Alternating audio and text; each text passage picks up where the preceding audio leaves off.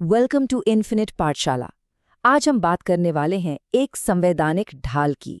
एक ऐसा शक्तिशाली कवच जिसे जब एक नायक मांगता है तो उसे देशद्रोही कह दिया जाता है, और जब वो कवच कहीं मौजूद नहीं होता तो एक पूरी की पूरी पर्वत श्रृंखला मौत की कगार पर पहुंच जाती है। तो चलिए, एक मशहूर इनोवेटर, एक प्राचीन पहाड़ और हमारे संविधान के एक पन्ने के बीच छिपे इस गहरे कनेक्शन को समझते हैं। ये है सोनम वांगचुक।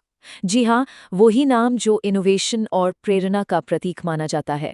वही इंसान जिसने लद्दाख में शिक्षा की क्रांति ला दी, हमारी सेना के लिए सोलर टेंट बनाए और जिनके कमाल के काम से 3 इडियट्स जैसी फिल्म बनी। लेकिन हाल ही में उन्हीं पर नेशनल सिक्योरिटी एक्ट के तहत कार्रवाई हुई। जरा सोचिए, एक नेशनल हीरो और उस पर देश की सुरक्षा के लिए खतरा होने जैसे गंभीर आरोप। आखिर ऐसा क्या हो गया? तो इस पूरी उलझन को समझने के लिए हमें सबसे पहले उस चिंगारी को समझना होगा जिसने इस आग को भड़काया। आखिर सोनम वांगचुक की लड़ाई किस चीज के लिए थी? वो सरकार से क्या मांग रहे थे?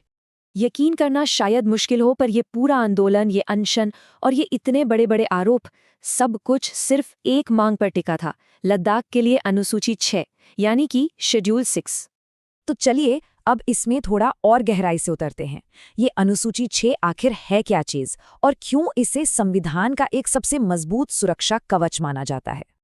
देखिए, आसान शब्दों में कहें तो अनुसूची 6 का मतलब है जल, जंगल और जमीन पर स्थानीय लोगों का अधिकार। इसके तहत किसी भी बड़े इंडस्ट्रियल प्रोजेक्ट के लिए फाइनल क्लियरेंस केंद्र सरकार नहीं, बल्कि वहां के स्थानीय लोग देते हैं। मतलब अगर कोई बड़ी कंपनी वहां खदान खोदना चाहे, कोई होटल बनाना चाहे या कोई फैक्ट्री लगानी चाहे, तो आखिरी फैसला संसद का नहीं, बल्कि वहां की लोकल काउंसिल का होगा। और हाँ, ये कोई नया या अनोखा कानून नहीं है। ये सुरक्षा कवच हमारे नॉर्थ ईस्ट के 4 राज्यों असम, मेघालय, त्रिपुरा और मिजोरम में कई सालों से लागू है।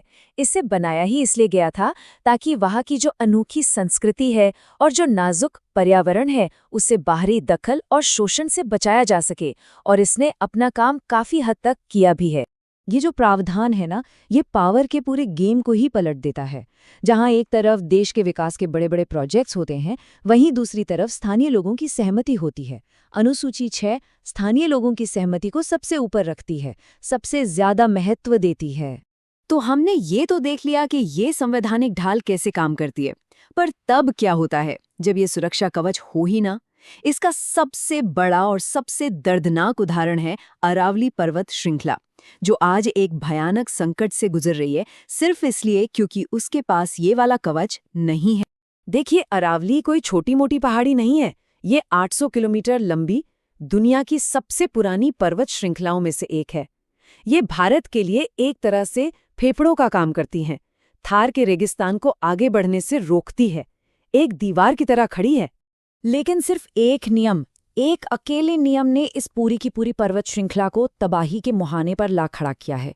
और नियम यह है कि 100 मीटर से कम ऊंची किसी भी पहाड़ी को माइनिंग यानी खनन के लिए काटा जा सकता है। 100 मीटर मतलब करीब करीब 30 मंजिला इमारत जितनी ऊंचा।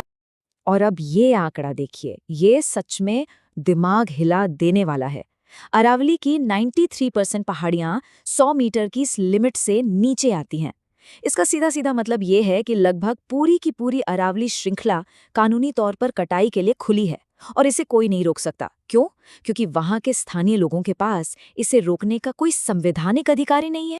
और ये बिल्कुल मत सोचिएगा कि ये सिर्फ अरावली की कोई लोकल समस्या है।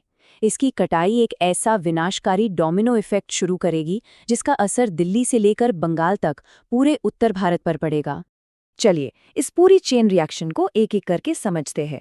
पहला डोमिनो गिरा, अरावली कटती है और थार रेगिस्तान की धूल को रोकने वाली दीवार गिर जाती है। दूसरा डोमिनो, ये धूल सीधी उड़कर हिमालय के साफ सुथरे ग्लेशियरों पर जाके जम जाती है।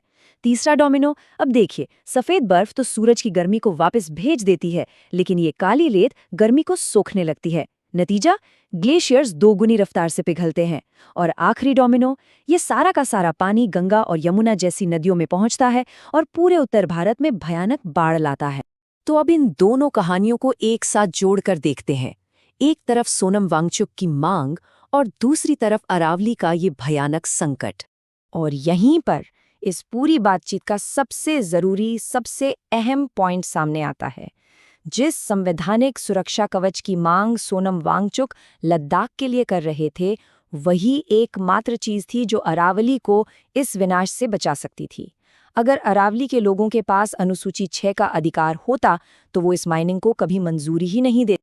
और ये हमें आज के सबसे बड़े सवाल पर लाकर छोड़ता है।